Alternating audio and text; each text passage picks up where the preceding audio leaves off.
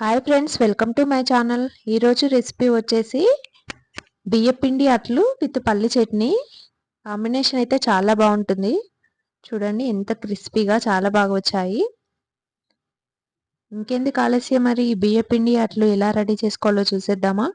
ముందు ఒక బౌల్ తీసుకొని అందులో ఒక గ్లాస్ బియ్యపిండి తీసుకొని 1 టేబుల్ స్పూన్ ఉప్పు వేసుకొని ఒక మిక్సీ జార్లోకి 4 లేదా 5 పచ్చిమిర్చి, 1 టేబుల్ స్పూన్ జీరా వేసుకొని 4, 5 వెల్లుల్లి రెబ్బలు వేసుకొని ఇలా మిక్సీ పట్టుకొని ఆ పిండిలో వేసుకోవాలి. ఇప్పుడు మెల్లిమెల్లిగా నీళ్లు పోసుకుంటూ పిండిని బాగా కలుపుకోవాలి.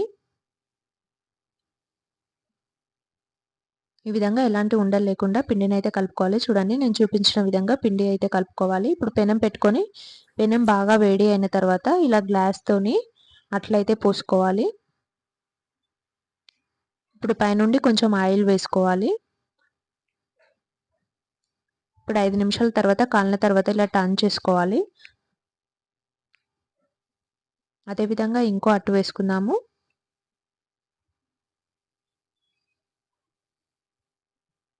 ఇది చాలా తొందరగా 5 నిమిషాల్లో చేసుకునే రెసిపీ. పిల్లలకి పొద్దున బాక్స్లో ఇలా తొందరగా చేసి పెట్టుకోవచ్చు.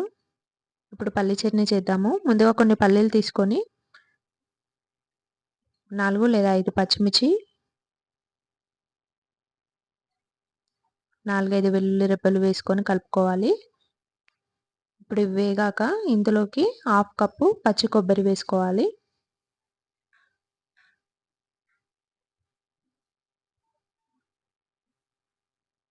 వేగిన తర్వాత కొంచెం చింతపండు,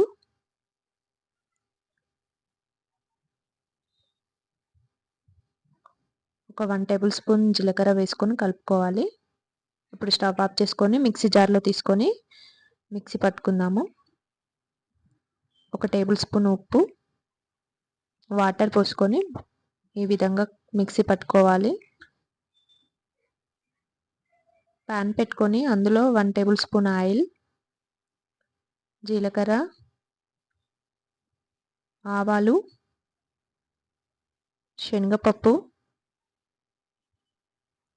ఎండుమిర్చి, కొంచెం కరివేపాకు వేసుకొని పోపు పెట్టుకోవాలి.